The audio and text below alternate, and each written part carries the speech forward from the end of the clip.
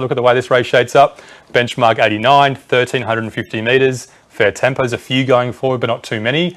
Dry conditions, as we always say, if there is a bias, there will be a very strong bias by the end of the day. Near rails, near pace. Good Rosehill we're playing again. Position and run we're playing again. Like we said, in these conditions on Saturday, they are the two biggest key factors for us.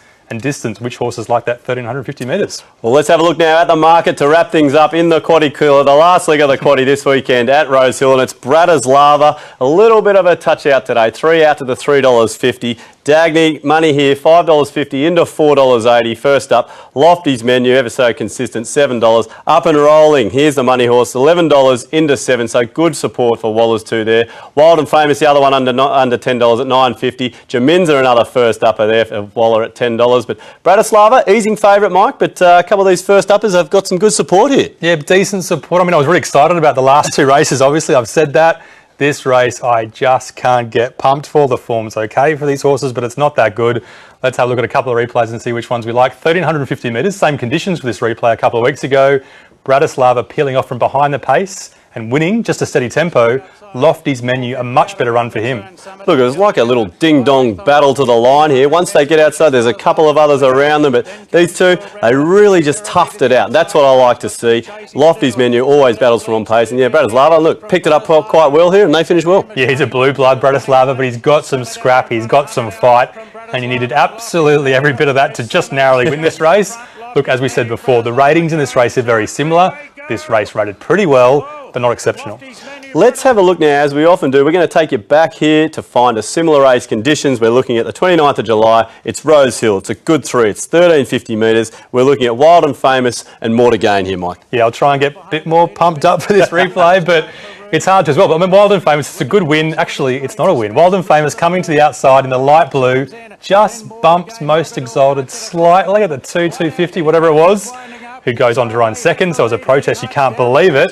The thing to look at this replay is more to gain, really good first up, and he's better off a stronger tempo. Wild and Famous hit the line, but the steady tempo helped him. Steady tempo, and that's Most Exalted coming down the outside, ends up winning, as you said, but a really good look at a replay there with such similar conditions on Saturday. Yeah, very similar conditions, and those two horses rate the same as the previous replay we looked at. Well, let's have a look now at all this form, Mike. It doesn't mean anything if we can't get stuck into the key factors.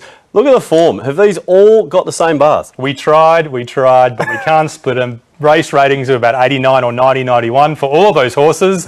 It's going to be a lot of gold coming up. All right, I think this is going to be a close one. Good Rosehill. Can we get an edge here? Yeah, see which horses like it. Up and Rolling, a very lightly framed type. He's run okay on a good 4, I think, at Rosehill, over 2,000 metres, but this is a different story. Jaminza doesn't seem like a dry Rosehill type as well. He failed there once. Well, we still can't split him here. Position and run. Is this going to help us? Yeah, inside, Dagny drawn well. Wild and Famous drawn perfectly. Pioneering, not too bad for her as well. And as we wrap the race up, I'm looking for a winner here, Mike. Distance. Oh, no. It's still close. It levels them up, doesn't it? Dagny probably might want further this preparation. Bratislava, Lofty's Menu, likes it. We saw it before in those replays. But yes, Stu, it's really hard to get confident on a pretty messed up total ratings there. Look, there's form coming from everywhere, isn't there? There's first uppers to look at. There's actually a short price favourite in Bratislava to look at here. So let's have a look at this market again, Mike.